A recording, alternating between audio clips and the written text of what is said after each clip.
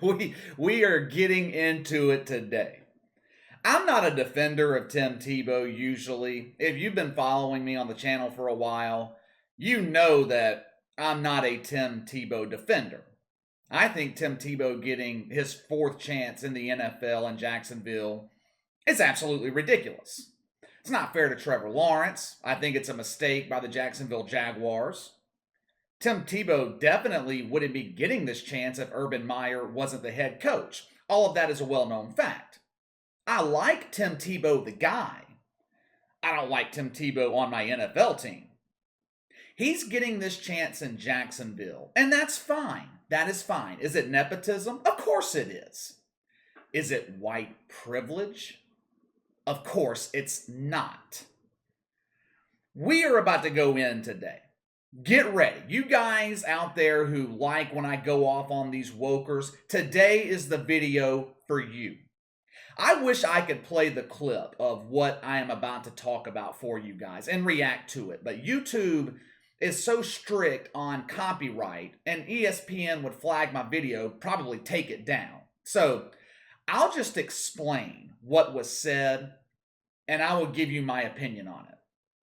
Friday morning on First Take on ESPN, otherwise known as Woke Take, Stephen A. Smith and Max Kellerman were giving their opinion on the Jags signing Tim Tebow. It started off innocently enough. Max Kellerman said Tebow didn't need to apologize for being given a chance in Jacksonville. He was saying the usual stuff. Tim Tebow is one of the greatest college players of all time. The usual defense when people talk about Tim Tebow. People automatically go to that defense because Tim Tebow really didn't accomplish much at the NFL level, so they have to talk about his college accomplishments. You never hear people talk about Peyton Manning's success at Tennessee or Tom Brady at Michigan. When they talk about their accomplishments, it's always at the NFL level. Anyway, I'm getting a little bit off topic here. I forgot that I'm supposed to be defending Tim Tebow today, so let's get back to the wokers at ESPN. Like I said, it started out innocently enough. But you just knew it couldn't stay that way for long. These damn wokers, they just can't help themselves. Max Kellerman starts comparing Tim Tebow to Colin Kaepernick. He said it's a fair comparison. How is Tim Tebow being given another chance and no NFL team has even looked at Colin Kaepernick? They haven't even given him a tryout. The wokers.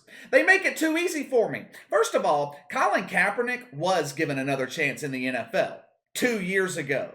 The league set up a tryout for him. I believe it was in Atlanta.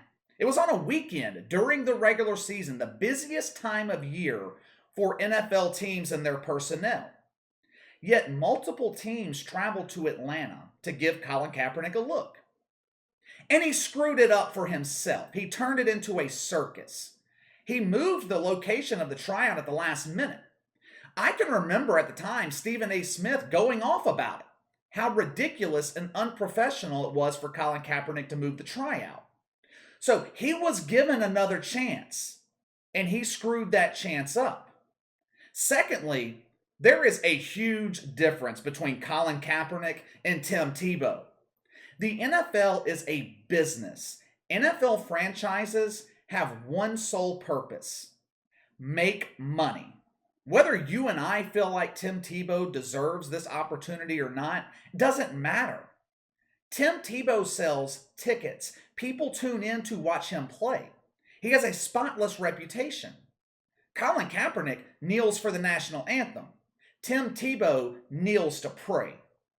Max Kellerman then says that even though Tebow shouldn't apologize for being given another opportunity, he should mention Colin Kaepernick and say that since I'm being given another opportunity, another chance, Colin Kaepernick should be given one as well.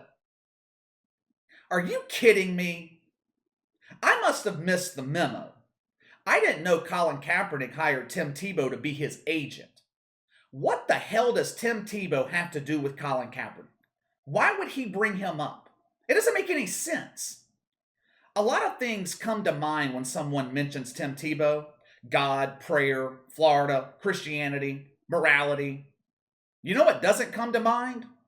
Colin Kaepernick. They have nothing to do with each other. These wokers, they never cease to amaze me with their stupidity, especially Max Kellerman, the wokest of the woke. But believe it or not, it got even better on Woke Take Friday morning. As woke as Max Kellerman was on this topic, Stephen A. Smith jumped in and proved to everyone that he is a blithering idiot. There's an old saying, it is better to keep your mouth shut and have people think that you're ignorant than to open your mouth and remove all doubt. Stephen A. Smith should have followed that advice Friday morning. He starts off by saying that he has a problem with the Jags signing Tim Tebow, giving him a chance, but that he did text Tim Tebow, and he told him that he felt like if anyone deserves this opportunity, it's him, Tim Tebow. So Stephen A. starts off already talking out of both sides of his mouth. I have a problem with you being given another chance, but you really deserve it. He mentions that Tim Tebow was a star at Florida State. Guess I missed that memo too, because I'm pretty sure that Tim Tebow was a star at Florida, but I digress. Then Stephen A. falls back on the tired woke talking point of white privilege. He says Tim Tebow being given a chance in Jacksonville is an example of white privilege. He asked, what brothers do you know that are being given this opportunity? Oh, I don't know. Michael Vick. Michael Vick was given another opportunity in the NFL after serving time in prison for dogfighting. Pretty sure Michael Vick's a brother. Antonio Brown has been given multiple opportunities after acting a complete fool. Greg Hardy beat the hell out of his girlfriend. He was given another chance at the NFL. Do I need to keep going? You see how easy it is to defeat these wokers in a battle of wits? They're unarmed because the entire agenda is based on a myth. You want a real example of white privilege? Max Kellerman still being employed at ESPN. That's white privilege. Max Kellerman knows nothing about sports besides boxing, and no one gives a damn about boxing anymore. Stephen A. said that it makes people uncomfortable when he brings up white privilege because it's about race, and he doesn't give a damn how you feel about it. It's not that it makes anyone uncomfortable, it's that you're just wrong. Your entire premise is wrong. Tim Tebow's not being given a chance in Jacksonville because he's white. He's being given a chance because Urban Meyer's the head coach, and the success that he had in Florida with Tim Tebow made him a household name. I have a friend who owns a business down at the beach. If he has a job opening and you apply for the job and I apply for the job, guess who's getting the job? Me. Why? Because we've known each other for 20 plus years, and he doesn't know you. Is that white privilege? No, it's common sense. Stephen A. Smith goes on to say that no brothers who have been off the NFL field for years get another chance, but Tim Tebow is being given another chance because he's white. Did Stephen A. miss the 2020 NFL season? Because I'm pretty sure that Aldon Smith started all 16 games for the Dallas Cowboys after being out of the league for 2 years. Aldon Smith, a dude with a rap sheet a mile long.